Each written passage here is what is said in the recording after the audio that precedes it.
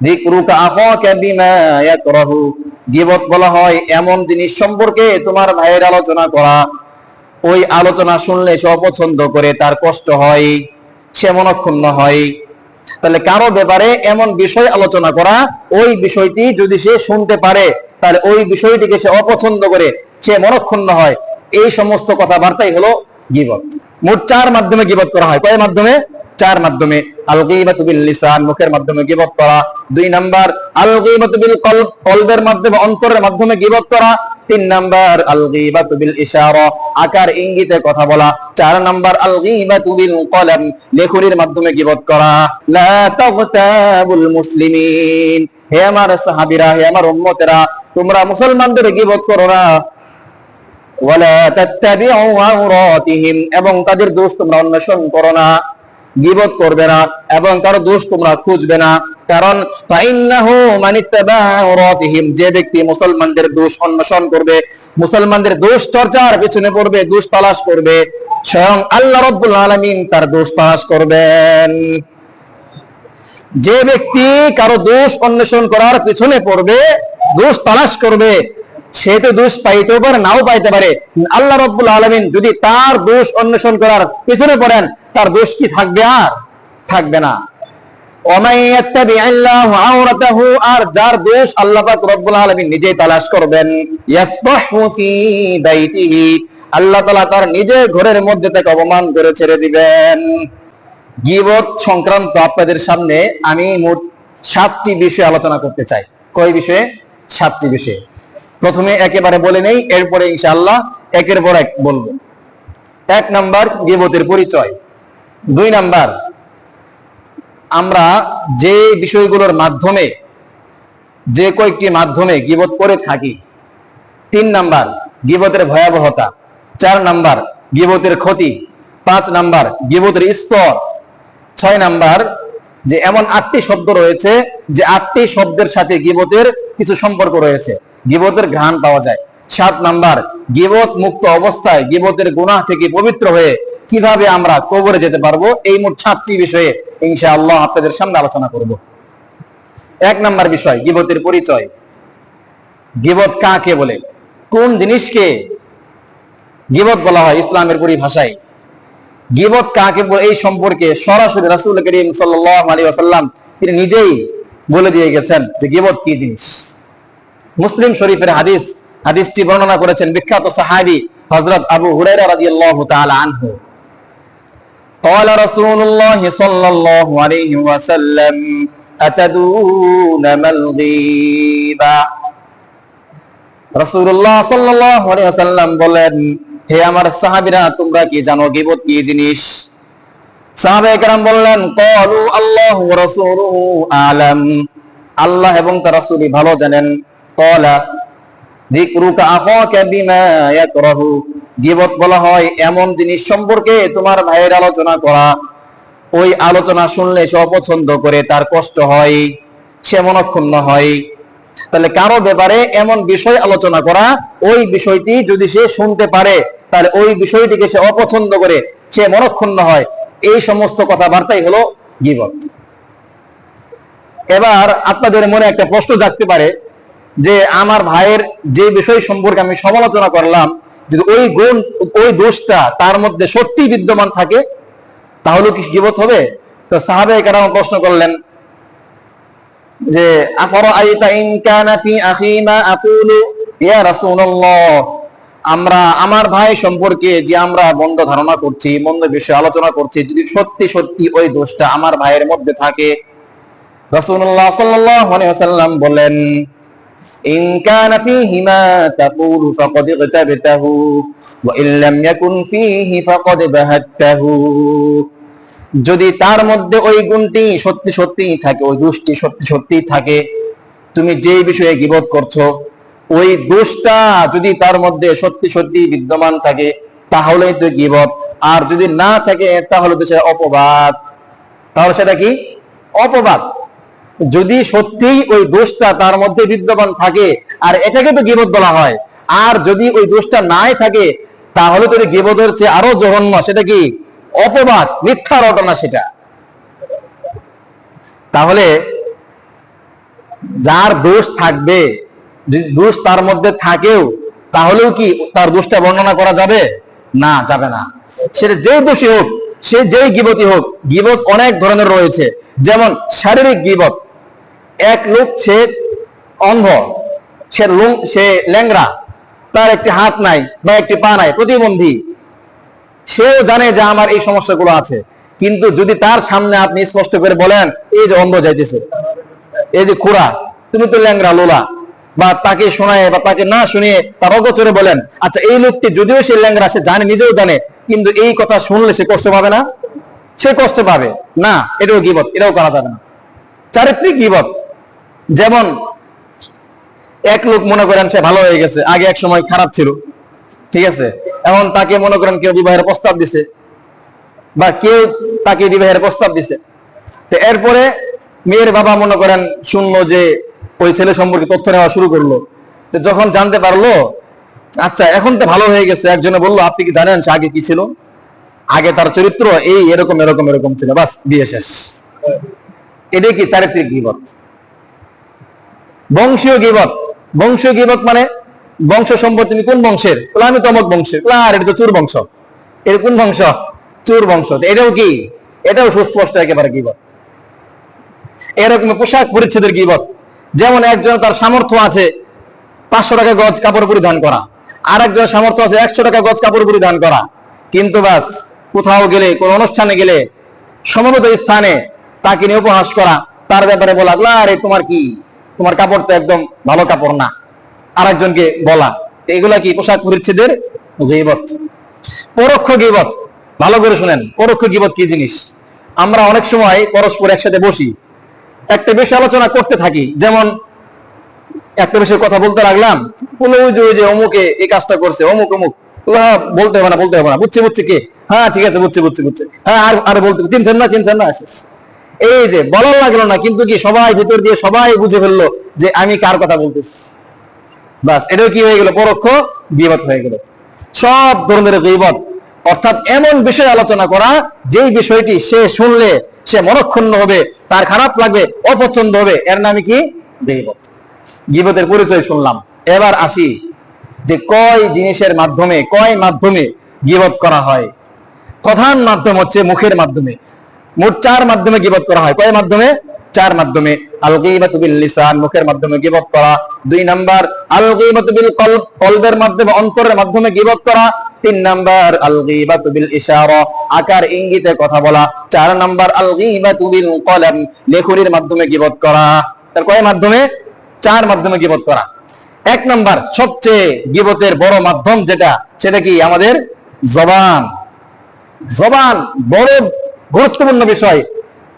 রাসূল বলেছেন যে মা ইয়াযমাননি মা বাইনা লাহইহি ওয়া মা বাইনা রিজলাইহি আযমান লাহুল জান্নাহ, যে ব্যক্তি তার 2 চোয়ালের মধ্যকার জবান, জিহ্বার হেফাজত করবে, যে ব্যক্তি তার 2 রানের মাঝখানে লজ্জাস্থানের হেফাজত করবে, এই 2 জিনিসের যে ব্যক্তি হেফাজত করতে পারবে, আমি তার জান্নাতের জিম্মাদারি হয়ে গেলাম। এই জন্য জবানের গুনাহ বড় মারাত্মক গুনাহ। অধিকাংশ মানুষ জাহান্নামে যাবে এই জবানের গুনাহের কারণে। গীবতের 1 নম্বর মাধ্যম কি? মুখের মাধ্যমে, জবানের মাধ্যমে গীবত করা। বুখারী শরীফের হাদিস বর্ণনা করেছেন সাহাবী হযরত আবু হুরায়রা রাদিয়াল্লাহু তাআলা আনহু, قال رسول الله صلى الله عليه وسلم إن العبد لا يتكلم بالكلمة ما يتبين فيها يزل بها في النار أبعد مما بين المشرق।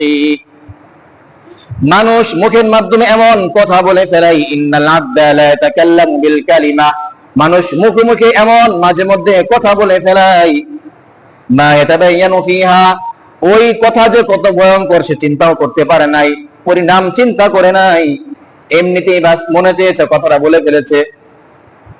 4 দোকানে বসছে, বাস 4-5 জন আলোচনা করতেছে, এই বাস একটা কথা কি বলে ফেলছে। কথা যে কত ভয়ঙ্কর সে চিন্তাও করতে পারে নাই, মা ইয়াতাবায়ানু ফিহা, সে চিন্তাও করতে পারে নাই। রাসূল বলেন ইয়াজিল্লু বিহা ফিন্নার, সে জাহান্নামের তো গভীরে যাবে, আবাদা মিম্মা বাইনাল মাশরিকি, পূর্ব পশ্চিমের মধ্যে, পৃথিবীর এক দিগন্ত থেকে আরেক দিগন্ত, পূর্ব পশ্চিমের মধ্যে যেরকম দূরত্ব রয়েছে, এই রকম দূরত্বের চাইতে অনেক ভয়াবহ বেশি গভীরে প্রবেশ করবে জাহান্নামের। নাউযুবিল্লাহি মিন যালিক। গীবত করব আমরা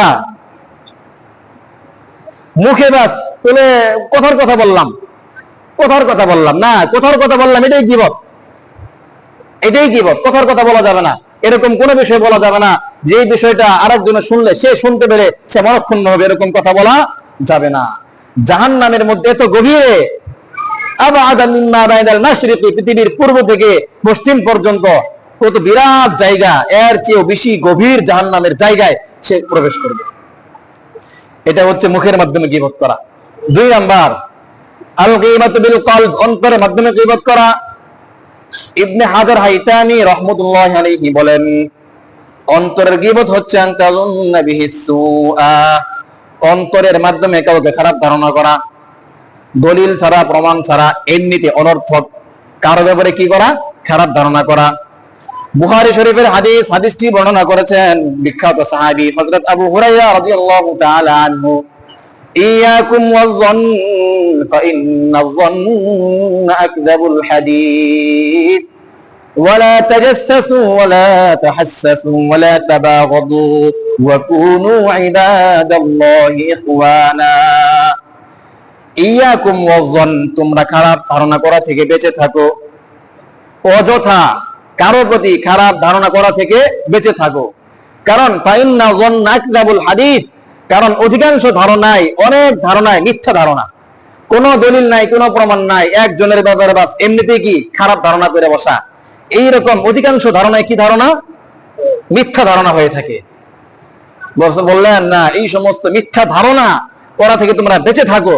কোরআন আয়াতের মধ্যে রয়েছে যে ইন্না বা'দা যন্নি ইসমুন, অনেক ধারণা এরকম রয়েছে যে ধারণাটা গুনাহ, এরকম ধারণা করা যাবে না। কারণ ধারণা করা থেকেই আস্তে আস্তে শত্রুতা তৈরি হয়, এর মাধ্যমে মুসলমানদের মধ্যে পারস্পরিক সম্পর্কের অবনতি হয়, ঝগড়া ফাসাদ তৈরি হয়, হয় কিনা? অনর্থক ধারণা করা যাবে না। ওয়ালা তাজাসসু, তোমরা একে অপরের পরস্পরের দোষ তোমরা তালাশ করো না। ওয়ালা তাহাসসু, একে অপরের কথায় বেশি কান দিও না। ওয়ালা তাবাগাদু, একে অপরের প্রতি শত্রুতা পোষণ করো না, বিদ্বেষ পোষণ করো না, বরং তোমরা কি হয়ে যাও? ওয়া কুনু ইবাদাল্লাহি ইখওয়ানা, তোমরা পরস্পর একে অপরের ভাই ভাই হয়ে যাও। তাহলে যদি একজন আরেকজনের প্রতি খারাপ ধারণা করে, তাহলে কি ভাই ভাই হওয়া সম্ভব হবে নাকি শত্রু হয়ে যাবে? শত্রু হয়ে যাবে। তো এজন্য অন্তরের দ্বারাও গীবত হয়, যদি অন্তরের দ্বারা কারোর প্রতি অযথাই এমনিতে কি করে খারাপ ধারণা করে, এটাই কি অন্তরের গীবত। 3 নাম্বার, আল গীবাতু বিল ইশারা, ইশারা ইঙ্গিতের মাধ্যমে গীবত করা। এটা কি হয় না আমাদের মধ্যে? এই যে কয়েকজন মিলে বসে আছি, একজন যাইতেছে, মনে করেন ওই যে ওই যে ওই যে ওই যে হ্যাঁ ওই যে, এই যে এরকম ইশারা ইঙ্গিতে বাস গীবত করা, এটাও গীবত। পরিষ্কার হাদিস শরীফের মধ্যে রয়েছে, আবু দাউদ শরীফের মধ্যে আছে, মুসনাদ আহমদের মধ্যে রয়েছে। হযরত আয়েশা সিদ্দিকা রাদিয়াল্লাহু তাআলা আনহা তিনি নিজের ব্যাপারে একটি হাদিস বর্ণনা করেছেন। দাখালাত ইমরাতুন কাসীরাতুন ইলান নবী সাল্লাল্লাহু আলাইহি ওয়াসাল্লাম ফাকুলতু বিইবহামি হাকাযা আশারতু ইলান নবী সাল্লাল্লাহু আলাইহি ওয়াসাল্লাম আন্নাহা কাসীরা। হযরত আয়েশা সিদ্দিকা রাদিয়াল্লাহু তাআলা আনহার ঘটনা তিনি বলেন, একবার রাসূলুল্লাহ সাল্লাল্লাহু আলাইহি ওয়াসাল্লামের দরবারে একজন খাটো নিয়ে আসলেন, একজন খাটো মহিলা আসলেন। আয়েশা সিদ্দিকা রাদিয়াল্লাহু তাআলা আনহা তিনি রাসূলুল্লাহ সাল্লাল্লাহু আলাইহি ওয়াসাল্লামকে ইশারা দিয়ে বললেন, খাটো মহিলা, খাটো, মুখে বলেন নাই, কিভাবে বলছেন? ইশারা দিয়ে বলছেন, ওই খাটো, বুঝেন নাই? ইশারা দিয়ে বলছেন, আপনার কাছে একজন কি খাটো মহিলা আসছে, খাটো। রাসূলুল্লাহ সাল্লাল্লাহু আলাইহি ওয়াসাল্লাম তিনি এটা বললেন, আয়েশা, ফাকাল আলাইহিস সালাম ইগতাবিতিহা, তিনি সরাসরি বললেন, আয়েশা তুমি গীবত করে ফেললা। তুমি কি করে ফেললে? গীবত করে ফেললে। দেখেন কিরকম উস্তাদ, কিরকম মুআল্লিম, কিরকম শিক্ষক, সরাসরি বাস তিনি জায়গার উপর থেকে অফ করে দিয়েছেন, আয়েশা ইগতাবিতিহা, তুমি তো গীবত করে ফেললে। এটা গীবত। যদিও সে খাটো, কিন্তু খাটো ব্যক্তি এই কথা শোনার পরে মনে কষ্ট পাবে না? মনে কষ্ট পাবে। শুধু তাই নয়, রাসূলুল্লাহ সাল্লাল্লাহু আলাইহি ওয়াসাল্লাম তিনি এর পরে যে শব্দটা বলেছেন, যে আবু দাউদ শরীফের মধ্যে রয়েছে, লাকাদ কুলতি কালিমাতান লামুজিজাত বিমাইল বাহরি লামাজাজাতহু লাকাদ কুলতি কালিমাতান আয়েশা, তুমি এমন ভয়ঙ্কর কথা বলেছো তার ব্যাপারে। লাউ মুজিজাত বিমাইল বাহরি, যদি তোমার এই গীবতের প্রতিক্রিয়া, এই গীবতের বিষক্রিয়া, এই গীবতের গুনাহ সমুদ্রের পানির সঙ্গে মিশানো হয়, লামাজাজাতহু, সমুদ্রের সমস্ত পানি বিষাক্ত হয়ে যাবে। নাউযুবিল্লাহ। গীবতের প্রতিক্রিয়া ভয়াবহতা কত! এই গীবতের প্রতিক্রিয়া যদি গুনাহ সমুদ্রের পানির সঙ্গেও মেশানো হয়, তাও কোন ধরনের গীবত? খাটো। স্বাভাবিক, এটা কি কোনো বড় ধরনের কথা মনে হয় আমাদের কাছে? তারপর এই কথা বলছেন, তুমি কথা কেন বললে? খাটো। খাটো মনে কি হয়েছে? কেন বললে এই কথা? কারণ এই দোষটা এমন, সে শুনলে মন খারাপ করবে। এই কথার প্রতিক্রিয়া এমন, যদি এই কথার প্রতিক্রিয়াটা সমুদ্রের পানির সঙ্গে মিশানো হয়, সমুদ্রের পানি কালো হয়ে যাবে, বিষাক্ত হয়ে যাবে। আল্লাহু আকবার। আমরা গীবতের গুনাহ কত গীবত করে থাকি। আল্লাহ আমাদেরকে মাফ করুন। এইটা হচ্ছে কিসের মাধ্যমে গীবত করা? ইঙ্গিতের মাধ্যমে গীবত করা। 3 নাম্বার বললাম। 4 নাম্বার আল গীবাতু বিল কলাম, কলমের মাধ্যমে, লেখুরির মাধ্যমে গীবত করা। ফজর নামাজ পড়ার পরে আর ঘুম হয় না, ফেসবুকে একটা স্ট্যাটাস না দিলে কেমন হয়? নাকি যে জোরের উপরে একটা স্ট্যাটাস না দিলে কেমন হয়? বাস ফেসবুকের মাধ্যমে, অনলাইনের মাধ্যমে, লেখনের মাধ্যমে যত ভাবে রয়েছে, বাস একজনের বিরুদ্ধে আর একজনের সমালোচনা করেই থাকছে। লেখার মাধ্যমে গীবত হয়। ইমাম গাযালি রাহমাতুল্লাহি আলাইহি, তার বিখ্যাত একটি কিতাব রয়েছে ইহইয়া উলুমিদ্দিন। এই কিতাবের মধ্যে দেখেন, ওয়া কাযালিকাল গীবাতু বিল কিতাবাহ ফাইন্নাল কিতাবাতা ফাইন্নাল কলাম আহাদুল লিসানাইন। এরকম ভাবে লেখনির মাধ্যমেও গীবত হয়, কারণ কলম হচ্ছে 2 জবানের এক জবান। 2 জবানের এক জবান। যে কোনো কথা যেরকম ভাবে মুখের মাধ্যমে, জবানের মাধ্যমে প্রকাশ করা যায়, ঠিক তেমনি ভাবে কলমের মাধ্যমেও, লেখনির মাধ্যমেও ওই কথাটা ভাষায় প্রকাশ করা যায়। এজন্য লেখনির মাধ্যমেও গীবত হয়, জবানের মাধ্যমেও গীবত হয়। এজন্য লেখার সময়ও সাবধানতা অবলম্বন করা, যাতে করে লেখার মাধ্যমে গীবত প্রকাশিত না হয়। 3 নাম্বার পয়েন্ট, গীবতের ভয়াবহতা। গীবতের ভয়াবহতা এই সম্পর্কে স্বয়ং আল্লাহ রাব্বুল আলামিন সূরা হুজুরাতের 12 নম্বর আয়াতে বলে দিয়েছেন, গীবত কত ভয়ঙ্কর জিনিস। ওয়ালা ইয়াগতাব বা'দুকুম বা'দা আইয়ুহিব্বু আহাদুকুম আন ইয়াকুলা লাহমা আখিহি মাইতান ফাকারিহতুমুহু ওয়াত্তাকুল্লাহ ইন্নাল্লাহা তাওয়াবুর রহিম। আল্লাহ তাআলা বলেন, ওয়ালা ইয়াগতাব বা'দুকুম বা'দা, তোমাদের একজন আরেকজনের জন্য গীবত না করে, পরস্পরে গীবত না করে। কারণ আল্লাহ তাআলা বলেন, আইয়ুহিব্বু আহাদুকুম, তোমাদের মধ্যে কেউ কি কথা এই জিনিস পছন্দ করে, ভালোবাসে, আইয়াকুলা লাহমা আখিহি মাইতান ফাকারিহতুমুহু, তার নিজের ভাইয়ের সে গোশত ভক্ষণ করবে, মৃত ভাইয়ের গোশত ভক্ষণ করবে, মাংস খাবে। তোমাদের মধ্যে কেউ কি এটা চায়, পছন্দ করে? আপনারা কেউ কি পছন্দ করেন যে আমার মৃত ভাইয়ের গোশত আমি খাবো? কেউ পছন্দ করেন? কেউ পছন্দ করবেন না। ফাকারিহতুমু, তোমরা তো এটা অপছন্দ করো। তা গীবত করা মানে হচ্ছে মৃত ভাইয়ের গোশত খাওয়া। কত বড় ভয়ানক বিষয় যে মৃত ভাইয়ের গোশত খাওয়াকে কি বলা হয়েছে? গীবত বলা হয়েছে। একটি ঘটনা রয়েছে, একটি সফরের মধ্যে হযরত আবু বকর সিদ্দিক রাদিয়াল্লাহু তাআলা আনহু এবং হযরত ওমর ফারুক রাদিয়াল্লাহু তাআলা আনহু, এই দুইজনে তারা সফর করতেছিলেন। ওই সফরের মধ্যে রাসূল করিম সাল্লাল্লাহু আলাইহি ওয়াসাল্লাম ছিলেন। তো এই দুইজনের সঙ্গে তাদের একজন খাদেমও ছিল। সফরের মধ্যে প্রতিমধ্যে তারা দুইজনে ঘুমিয়ে পড়ে। খাদেমের কাজ ছিল সে যাতে করে পাহারা দেয় এবং খাবার প্রস্তুত করে। ঘটনাক্রমে পথের ক্লান্তির কারণে ওই খাদেমও ঘুমিয়ে পড়লো, খাবার আর তৈরি করা হলো না। ঘুম থেকে জাগ্রত হওয়ার পরে আবু বকর সিদ্দিক, ওমর ফারুক রাদিয়াল্লাহু আনহুমা, ওনারা দুইজন যখন দেখলেন যে খাবার রেডি করা হয় নাই, তখন তারা মন খারাপ করলেন। খাদেমকে বললেন, যাও তুমি রাসূলের কাছে যাও, গিয়ে খাবার নিয়ে আসো। রাসূলের কাছে খাবার রয়েছে, ওখান থেকে খাবার নিয়ে আসো। তো ওই খাদেম যখন রাসূলের কাছে গেলেন, তখন এই দুইজন সাহাবী, হযরত আবু বকর সিদ্দিক রাদিয়াল্লাহু তাআলা আনহু, ওমর ফারুক রাদিয়াল্লাহু তাআলা আনহু, ওনারা দুইজন বললেন যে খাদেমটা খুব ঘুম প্রিয়, নিদ্রা প্রিয়, খালি ঘুমায়, খালি ঘুমায়। এই যে গীবত হয়ে গেল। কি হয়ে গেল? গীবত হয়ে গেল। যখন ওই খাদেম রাসূলের কাছে গিয়ে বললেন, ইয়া রাসূলুল্লাহ, আমাকে পাঠিয়েছেন খাবার নেওয়ার জন্য। রাসূল বললেন, তারা তো খাইছেই, তারা কি তার তো গোশত খাইছে, তো গোশত খাইছে মানে, তো দুইজন সাহাবী বললেন, ইয়া রাসূলুল্লাহ, আমরা তো গোশত খাই নাই, আমরা গোশত কোন সময় খাইলাম? বললা, তোমাদের দাঁতে গোশতের দাগ লেগে আছে, তোমাদের দাঁতে কি গোশতের এখন একটু বেজে আছে, এখন দাগ লেগে আছে, লাল লাল দেখা যায় একটু দেখতে দেখতে। বলি, ইয়া রাসূলুল্লাহ, আমরা তো গোশত খাই। বলে, হ্যাঁ, তোমরা খাদেমের গোশত খাইছো, খাদেমের গোশত। আল্লাহ তাআলা রাসূলকে হযরত জিবরিলের মাধ্যমে জানিয়ে দিয়েছেন যে এই দুইজন সাহাবী তারা খাদেমের, তারা কি করেছে? গীবত করেছে। দেখেন, তো এখান থেকে বোঝা গেল দুনিয়ার মধ্যে যখন কোন সাহাবী গীবত করত, রাসূলুল্লাহ সাল্লাল্লাহু আলাইহি সাল্লাম তার মুখের দিকে তাকিয়েই, তার দাঁতের দিকে তাকিয়ে বলে দিতে পারতেন তারা কি করেছে? গীবত করেছে। দেখ, সাহাবায়ে কেরাম কত আমানতদার, তারা নিজেদের ঘটনাগুলো কিভাবে বলে দিয়েছেন আমাদের জন্য। একটু আগে আমরা জানতে পারলাম যে আয়েশা সিদ্দিকা রাদিয়াল্লাহু তাআলা আনহা তিনি নিজেই নিজের ঘটনা বর্ণনা করে দিয়েছেন যে আমি ইঙ্গিতের মাধ্যমে, ইশারার মাধ্যমে একটা খাটো মহিলার গীবত করেছিলাম। কেন বলেছেন? যাতে করে আমরা এই সকল হাদিসের মাধ্যমে, তাদের দোষের মাধ্যমে আমাদের দোষগুলো আমরা কি করে নেই, ঠিক করে নেই।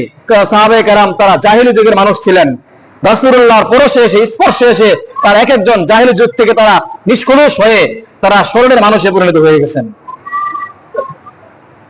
তো সাহাবায়ে কেরামও যখন তাদের মাধ্যমে কোনো গীবত, কোনো কিছু হয়ে যেত, তারা তখন কি করতেন? ইস্তেগফার করতেন, রাসূল তাদেরকে সতর্ক করতেন, তারা সবাই তখন কি মাফ চেয়ে পাক সাফ হয়ে যেতেন। যার গীবত করতেন তার কাছে কি চাইতেন? মাফ চাইতেন। তো যাক, আমরা জানলাম যে গীবতের ভয়াবহতা, এতটাই ভয়াবহতা যে গীবত করা মানে নিজের ভাইয়ের কি খাওয়া? মাংস খাওয়া, গোশত ভক্ষণ করা। বাইহাকি শরীফের মধ্যে রয়েছে আবু সাঈদ খুদরি রাদিয়াল্লাহু তাআলা আনহু, জাবির ইবনে আব্দুল্লাহ রাদিয়াল্লাহু তাআলা আনহু ওনারা বর্ণনা করেছেন এই হাদিসটা। আমরাও জানি, অনেকে আপনারা জানেন, আল গীবাতু আশাদ্দু মিনাজ জিনা, গীবত কি জিনা থেকে অধিক ভয়ঙ্কর। জানেন না আপনারা এটা? আল গীবাতু আশাদ্দু মিনাজ জিনা, যে গীবতকে বলা হয়েছে জিনা থেকে অধিক ভয়ঙ্কর। অথচ সমাজের মধ্যে কোনো ব্যক্তি জিনা করলে তার অবস্থা কি হয়ে যায়? বিরাট ভয়ঙ্কর অবস্থা হয়ে যায়। হ্যাঁ, ঠিক আছে, গীবত জিনার অপরাধটাও ছোটখাটো নয়, গীবত জিনারও কবিরা গুনাহ, গীবত তো কি গুনাহ? কবিরা গুনাহ। তবে এই হাদিসের মধ্যে কি বোঝার বিষয় হচ্ছে যে এখানে এমন না যে গীবতের চাইতে জিনার গুনাহটা একেবারে অনেক অনেক বেশি, গীবতের গুনাহ অনেক ছোট, এখন এটা বলা হয় নাই। এখানে বোঝানো হয়েছে ভয়ঙ্কর হওয়া হিসেবে, যে গীবতের গুনাহ চাইলেই মাফ পাওয়া যায় না, কিন্তু জিনার গুনাহ, ব্যভিচারের গুনাহ আল্লাহ পাকের দরবারে তওবা ইস্তিগফার করলে, ভালো করে মাফ চাইলে আল্লাহ তাআলা কি করে দেন? ক্ষমা করে দেন। কিন্তু গীবতের গুনাহটা এমন গুনাহ, এই গুনাহের সাথে বান্দার সাথে সম্পর্ক রয়েছে। যার গীবত করা হবে, যদি তার কাছে ক্ষমা চাওয়া না হয়, সে ক্ষমা না করে, তাহলে বান্দার হক হওয়ার কারণে ক্ষমা পাওয়া যায় না। আল্লাহ পাক কি করেন না? ক্ষমা করেন না। এই ক্ষমা পাওয়া দৃষ্টিকোণ থেকে গীবতের গুনাহটা জিনার গুনার চাইতে কি অধিক ভয়ঙ্কর। বুঝতে পারছি বিষয়টা আমরা? অন্যথায় জিনার গুনাহ যে ছোট, এটা বলার কোনো অবকাশ নাই। এই যে ক্ষমা পাওয়ার দিক থেকে, যে গীবতের গুনাহ থেকে চাইলেই ক্ষমা পাওয়া যায় না, এজন্য খুবই ভয়ঙ্কর। গীবতের ভয়াবহতা অনেক অনেক। এবার আমরা জানবো গীবতের ক্ষতি কি জিনিস। ক্ষতিটা কি? গীবত করলে কি ক্ষতি হবে আমাদের? ইহকালীন ক্ষতিও রয়েছে, পরকালীন ক্ষতিও রয়েছে। ইহকালীন ক্ষতি কি জিনিস? ইহকালীন ক্ষতি হচ্ছে যে গীবত করবে, গীবতকারী ব্যক্তিকে আল্লাহ রাব্বুল আলামিন মরণের আগে তার ঘরে হলেও তাকে অপমান করে ছাড়বেন। তাকে কি করবেন? অপমান করে ছেড়ে দিবেন। মরণের আগে অপমান করে ছেড়ে দিবেন। পরিষ্কার হাদিস শরীফের মধ্যে রাসূল করিম সাল্লাল্লাহু আলাইহি ওয়াসাল্লাম বলেন, ক্বালা রাসূলুল্লাহ সাল্লাল্লাহু আলাইহি ওয়াসাল্লাম, লা তাগতাবুল মুসলিমিন ওয়া লা তাত্তাবিউ আওরাতিহিম ফাইন্নাহু মান ইয়াত্তাবিউ আওরাতিহিম فإنه من اتبع عوراتهم يتبع الله عورته ومن يتبع الله عورته يفضح في بيته। রাসূল করিম সাল্লাল্লাহু আলাইহি ওয়াসাল্লাম বলেন, লা তাগতাবুল মুসলিমিন, হে আমার সাহাবীরা, হে আমার উম্মতেরা, তোমরা মুসলমানদের গীবত করো না। ওয়ালা তাত্তাবিউ আওরাতিহিম, এবং তাদের দোষ তোমরা অন্বেষণ করো না। গীবত করবে না এবং তার দোষ তোমরা খুঁজবে না। কারণ ফাইন্নাহু মান ইত্তাবা আওরাতিহিম, যে ব্যক্তি মুসলমানদের দোষ অন্বেষণ করবে, মুসলমানদের দোষ চর্চার পিছনে পড়বে, দোষ তালাশ করবে, স্বয়ং আল্লাহ রাব্বুল আলামিন তার দোষ তালাশ করবেন। নাউজুবিল্লাহ বলবেন না? যে ব্যক্তি কারো দোষ অন্বেষণ করার পিছনে পড়বে, দোষ তালাশ করবে, সে তো দোষ পাইতেও পারে, নাও পাইতে পারে। আল্লাহ রাব্বুল আলামিন যদি তার দোষ অন্বেষণ করার পিছনে পড়েন, তার দোষ কি থাকবে? আর থাকবে না। আর যার দোষ আল্লাহ পাক রব্বুল আলামিন নিজেই তালাশ করবেন, ইয়াফতাহু ফি বাইতিহি, আল্লাহ তাআলা তার নিজের ঘরের মধ্যে থেকে অপমান করে ছেড়ে দিবেন। আল্লাহু আকবার। গীবত করব আমরা? গীবত করা যাবে না, গীবত করা যাবে না। কারো দোষ চর্চা করা যাবে না, কারো দোষের পেছনে লাগা যাবে না। আমি যদি কারো দোষ চর্চা করি, কারো দোষ খুঁজি, তা আল্লাহ পাক যদি আমার পেছনে লাগেন, আমার দোষ খুঁজেন, তাহলে আমার আর রেহাই হবে না। দুনিয়া তো, আখিরাত শাস্তি তো আছেই, দুনিয়ার মধ্যেই এই ব্যক্তিকে তার নিজের ঘরের মধ্যে তাকে কি করবেন? অপমান করে ছাড়বেন। বড় ভয়ঙ্কর জিনিস। গীবতের পরকালীন ক্ষতি আমরা শুনি। আবার আবু দাউদ শরীফের হাদিস, হাদিসটি বর্ণনা করেছেন সাহাবী হযরত আনাস রাদিয়াল্লাহু তাআলা আনহু।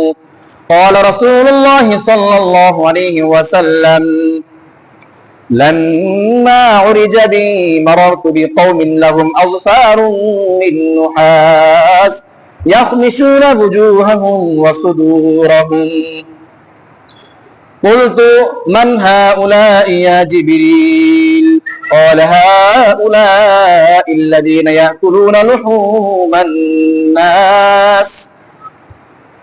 রাসূলুল্লাহ সাল্লাল্লাহু আলাইহি ওয়াসাল্লাম বলেন, মেরাজের রাত্রিতে যখন আমাকে জান্নাত জাহান্নাম পরিদর্শন করানো হয়, লাম্মা উরজা বি মারারতু বিকওমিন, যখন আমার মেরাজ হয়, রাসূলুল্লাহ সাল্লাল্লাহু আলাইহি ওয়াসাল্লাম কে আল্লাহ রাব্বুল আলামিন মেরাজে নিয়ে যান, জান্নাত জাহান্নাম পরিদর্শন করান। আমরা জানি কিনা এটা?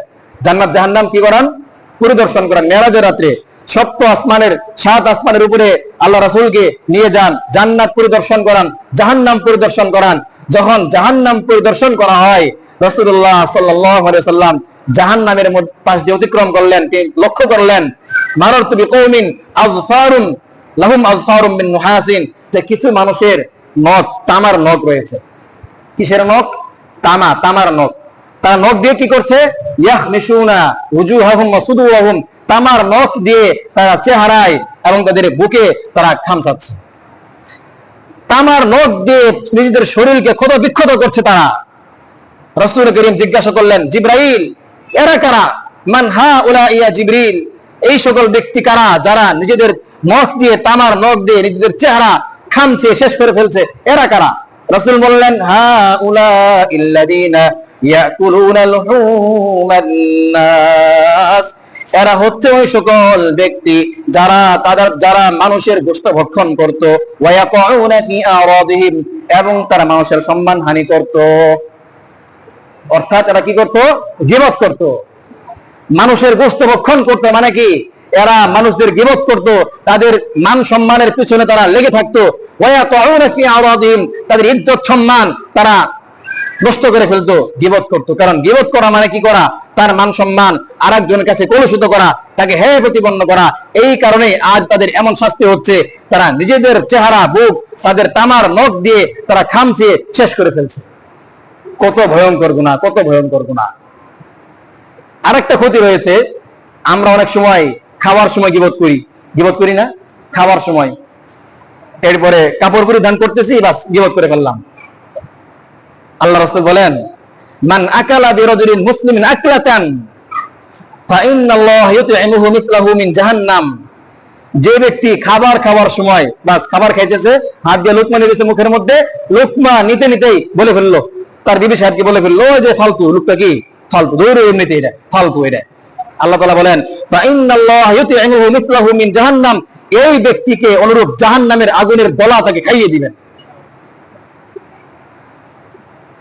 ওয়ামান কুসিয়া সাউবান বিরাজুলিন মুসলিমিন ফাইন্নাল্লাহা ইয়াকসুহু মিসলাহু মিন জাহান্নাম, যে ব্যক্তি কাপড় পরিধান করার সময়, লুঙ্গি পরিধান করার সময়, পায়জামা প্যান্ট পরিধান করার সময় কারো গীবত করে ফেললো, আল্লাহ তাআলা বলেন, ফাইন্নাল্লাহা ইয়াকসুহু মিসলাহু মিন জাহান্নাম, আল্লাহ তাআলা এই ব্যক্তিকে তার গীবত করার কারণে জাহান্নামের পোশাক তাকে পরিধান করে দিবেন। ওয়ামান কামা বিরাজুলিন মাকামা সুমআতিন ওয়া রিয়াইন ফাইন্নাল্লাহা ইয়াকুমু বিহি মাকামা সুমআতিন ওয়া রিয়াইন, আমাদের সমাজের মধ্যে কিছু ব্যক্তি এরকম থাকে যে ভালো সাজার জন্য আরেকজনের খ্যাতি সম্মানের পিছনে পড়ে, যাতে করে এই ব্যক্তি উঠতে না পারে, তার খ্যাতি সম্মান নিয়ে তাকে কিভাবে সমাজের সামনে অপদস্থ করা যায়, তার খ্যাতি তার সম্মানকে কিভাবে কলুষিত করা যায়, এর পিছনে লেগে থাকে। আল্লাহ তাআলা বলেন, ওয়ামান কামা বিরাজুলিন মাকামা সুন্নাতিন রিয়াইন, যে ব্যক্তি কোন ব্যক্তির মান সম্মান, তার খ্যাতি, তার দক্ষতা নষ্ট করার জন্য, অপমান করার জন্য মানুষের কাছে বলে বেড়ায়, স্বয়ং আল্লাহ রাব্বুল আলামিন তাকে জাহান্নামের খ্যাতির স্থান, জাহান্নামের মধ্যে কিছু কি আছে, এমন কিছু জায়গা আছে, স্থান আছে, ওগুলা কি খ্যাতি সম্পন্ন স্থান, মানুষ সবাই দেখবে একেবারে খ্যাতি সম্পন্ন স্থান। জাহান্নামের মধ্যে এই ব্যক্তিকে আল্লাহ তাআলা ওই খ্যাতি সম্পন্ন স্থানে প্রবেশ করাবেন।